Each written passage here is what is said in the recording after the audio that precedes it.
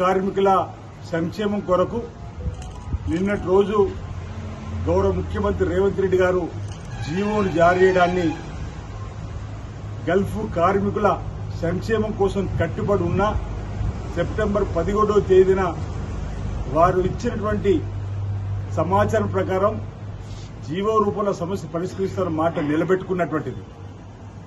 ఈ ప్రభుత్వం రేవంత్ రెడ్డి గారి సర్కార్ ఇచ్చిన మాటను ఒకటి నిలబెట్టుకుంటూ ముందుకు పోతున్నటువంటి సందర్భంలో ఇచ్చిన మాట కట్టుబడి ఉంటుంది ప్రభుత్వం చెప్పడానికి నిదర్శనంగా గల్ఫ్ కార్మికుల కోసం నిన్నటి రోజు ఒక జీవో రావడం.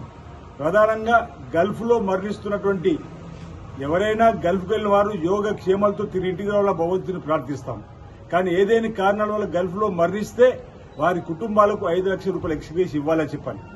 ఇది భారతదేశంలోనే ఏ రాష్ట్రంలో కూడా ఇవ్వనటువంటి, మేమంటున్న మాట కాదు, గల్ఫ్ కార్మికుల పక్షాన పోరాటం చేస్తున్న అనేక సంఘాలు ఈ 5 లక్షలు అనేది ఇప్పటికీ వేల నియోజకవర్గంలో 2 మరణిస్తే ఎక్స్గ్రేషన్ కూడా ఇచ్చినప్పుడు అన్నటువంటి మాట. అదేవిధంగా గల్ఫ్ కార్మికుల సమస్య పరిష్కారం కోసం మహాత్మా జ్యోతిరావు పూలే ప్రజాభవన్లో ప్రత్యేకంగా ఒక అధికారిని ఏర్పాటు చేసి అక్కడ ప్రవాసీ దివస్ కింద సమస్యలను పరిష్కారం చేయడానికి ఒక అధికారిని నియమించేటువంటి కార్యక్రమం. దాంతోపాటు ప్రధానంగా గల్ఫ్ లో ఉన్నటువంటి తల్లిదండ్రులు తమ పిల్లలు చక్కటి చదువులు చదువుకున్నటువంటి వారికి ప్రయారిటీ ప్రకారంగా గురుకులాల్లో వారికి సీట్లు ఇచ్చేటువంటి సందర్భం కూడా ఈ సందర్భంగా తీసుకొచ్చేటువంటి కార్యక్రమంతో పాటు గల్ఫ్ కార్మికుల శ్రేయస్ కోసం ఒక సలహా మండలి కావాలని కోరినరు. సలహా మండలి కూడా వేయడానికి ప్రభుత్వం అంగీకరిస్తూ ఈ 4 అంశాలతో నిన్నటి రోజు జీవో రావడం గౌరవ ముఖ్యమంత్రి రేవంత్ రెడ్డి గారికి గల్ఫ్ కార్మికుల పక్షాన నా వైపు నుంచి ప్రత్యేకంగా నేను కృతజ్ఞతలు ధన్యవాదాలు తెలియజేస్తా ఉన్నా. సహకరించిన డిప్యూటీ సీఎం గారు బట్టి విక్రమార్క గారు, ఈ జిల్లా ఉమ్మడి జిల్లాకు సంబంధించిన మంత్రులు ప్రభాకర్ గారు, శ్రీధర్ బాబు గారికి అనేక మంది దీనికి సహకారం చేసినప్పుడు అందరూ కూడా గల్ఫ్ కార్మికుల పక్షాన్ని సందర్భంగా నేను ప్రత్యేకంగా ధన్యవాదాలు తెలియజేస్తూ, ఇటీవల గౌరవ ముఖ్యమంత్రి రేవంత్ రెడ్డి గారి సలహా మేరకు పొన్నం ప్రభాకర్ గారి ఛాంబర్లో ప్రత్యేక సమావేశం ఏర్పడేసి గల్ఫ్ కార్మికులకు సంబంధించి సంఘ నేతలతోటి మరి సలహాలు తీసుకుని ఈ కార్యక్రమం తీసుకున్నాం.